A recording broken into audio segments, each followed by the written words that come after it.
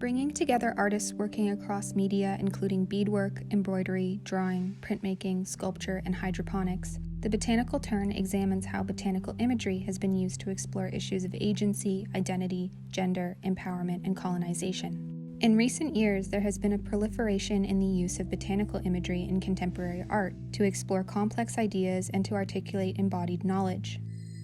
Given the current focus on human and non-human relationships as we consider our impact on the natural world, it is unsurprising that the examination of the role of plants within human systems of meaning is increasingly extending beyond the scientific and ecological to encompass the socio-cultural and metaphysical.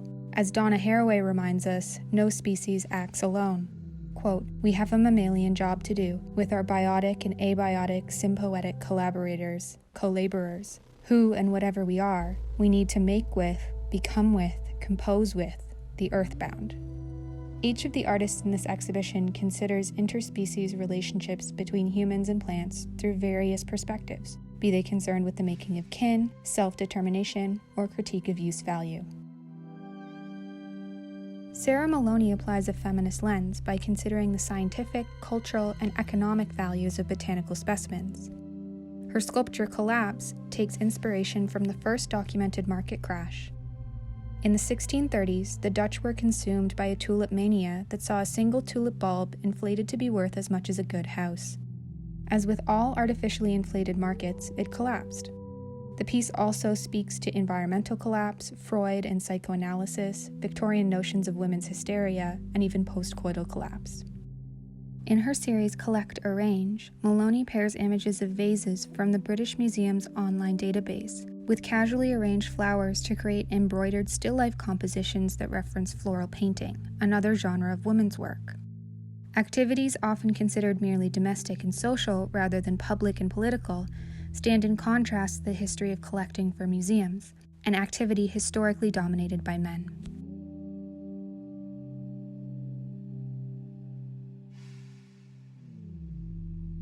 Often using images of Saskatchewan wildflowers and ditchweeds, Zachary Logan draws parallels between plants that are relegated to the margins and queer sexuality, which often occupies a similarly peripheral space. Here, he combines images of the green man, a figure common in European folklore, with art historical references to the work of Giuseppe Arcimboldo, renowned for his portraits combining images of plants and vegetables. These outsider figures in folklore and the human psyche combine to create a self-portrait that reflects queerness in society, while also referencing the artist's views on land and ecology.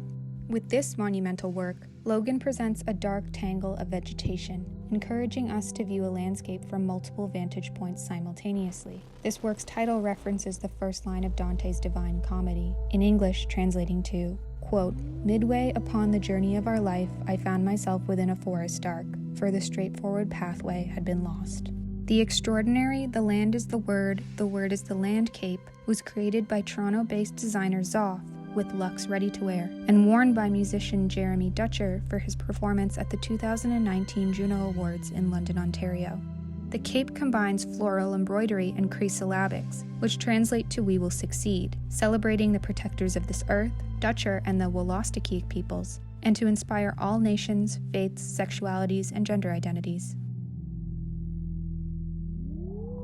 Carrie Allison utilizes the slow, meditative practice of traditional beadwork to depict a series of plants with medicinal applications, drawing parallels between beading as an act of care and our collective responsibility to care for the Earth's flora. With a focus on the relationship between people and plants, Allison references the indigenous belief that the plant family was the first family on Earth and sustains all other life forms, both human and non-human.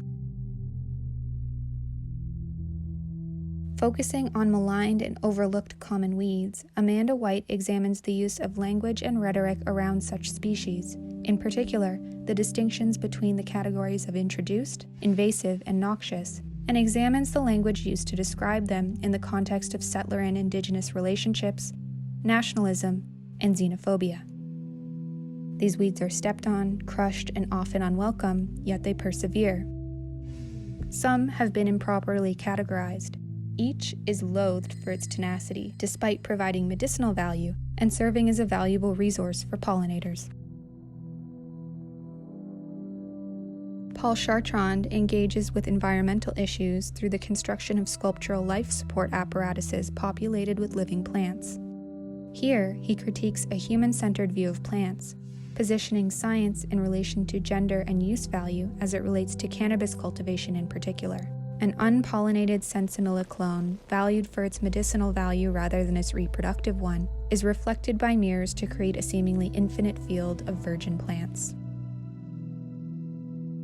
Jocelyn Gardner weaves together images of intricately braided Afrocentric hairstyles, the brutal iron slave colors used to punish enslaved women, and the plants they purportedly used as abortifacients to highlight the imbrication of the slave trade, colonization, and the Enlightenment pursuit of natural history.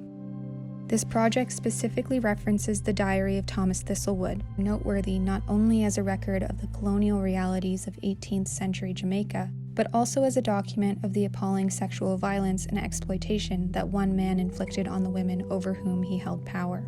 Knowing that any children resulting from such rapes would become the property of the slave owners, the use of botanicals as abortifacients represented one of the few acts of resilience available to these women.